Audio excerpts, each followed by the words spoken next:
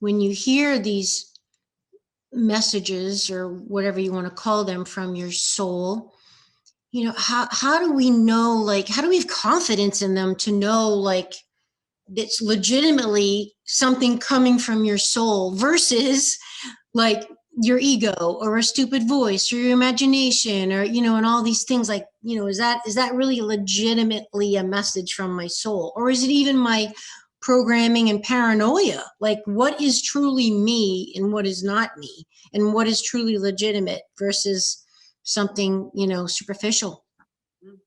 I think that's a wonderful question.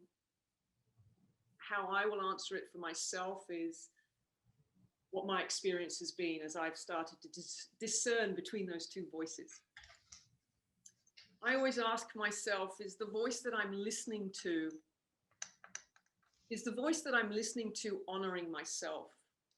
Is the voice that I'm listening to honoring others around me? Is the voice that I'm listening to being kind to myself? Is the voice that I'm listening to being kind to others around me?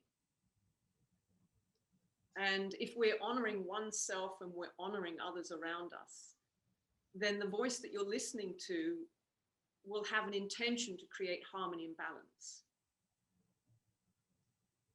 And I feel that the confusion people have with what it takes to create harmony and balance, and if we were to explore for a moment the word that I think is most misunderstood, unconditional love. It's one of the most misunderstood words, because when somebody is trying to discern between the voice of their ego versus the voice of their soul, and you take on board what I've just said, does that voice honor another? Is that voice being kind to another? Is that voice creating harmony and balance? The young soul on their journey will start to look at, well, is that a loving thing to do or not? They'll start to measure or listen to the voice based on, well, is that an act of unconditional love, or is that me being loving? And when we start to try to understand or measure or analyze what we're doing through unconditional love, we really have to understand what unconditional love is. Because unconditional love, it's not a thought, it's not an emotion, it's not even an action.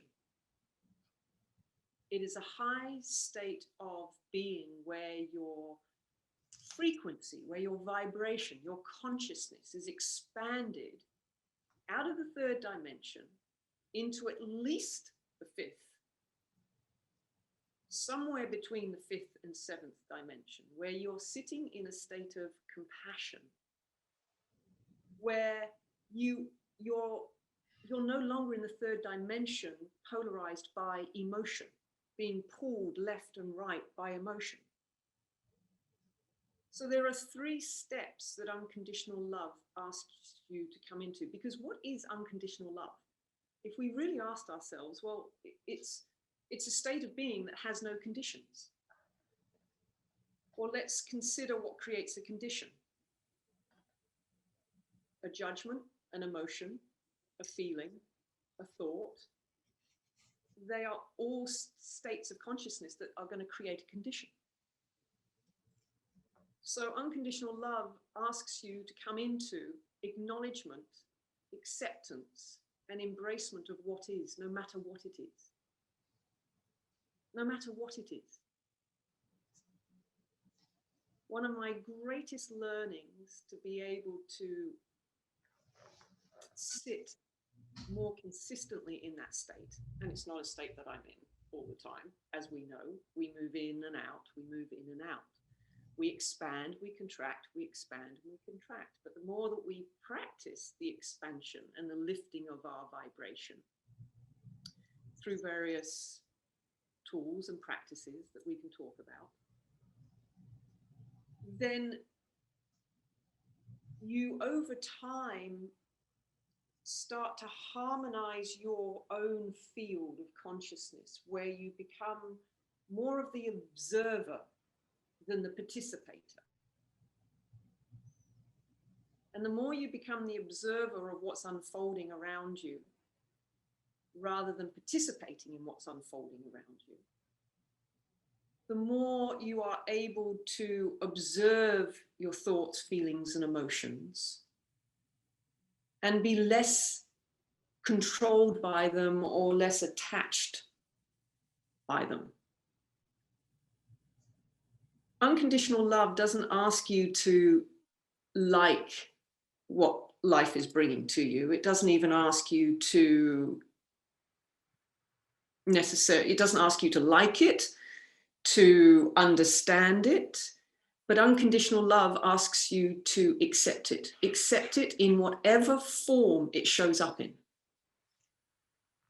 And that's one of the greatest challenges that we have, which is why, you know, with what we teach in Paul CHEK system, when we talk about the stages of love, we teach that unconditional love is a state of being that you can only offer yourself. Learning to come into a place of honoring, accepting, and embracing all parts of yourself, no matter what they are.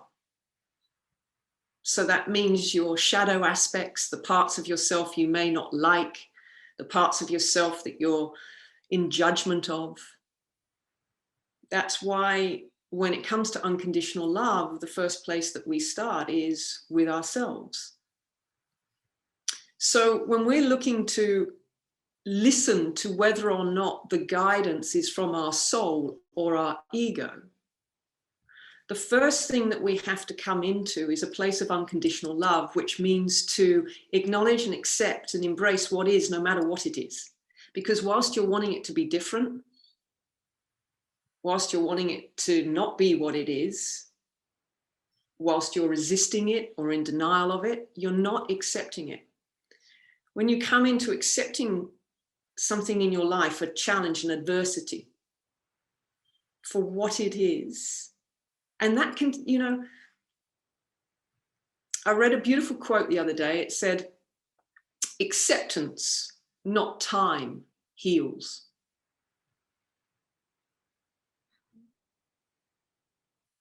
And often we are governed by the lower mind's idea of what healing is, and it takes time.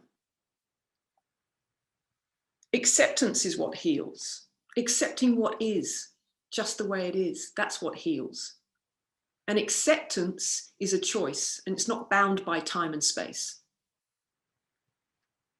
Now, in the third dimension that we live in, that is very dense and everything feels so much slower, which is why we feel the density of our physical being so much, we will associate time as a construct that helps us to come into a place of acceptance. I need time to accept. And really what you're saying is you need time to choose, to make a choice to come into acceptance.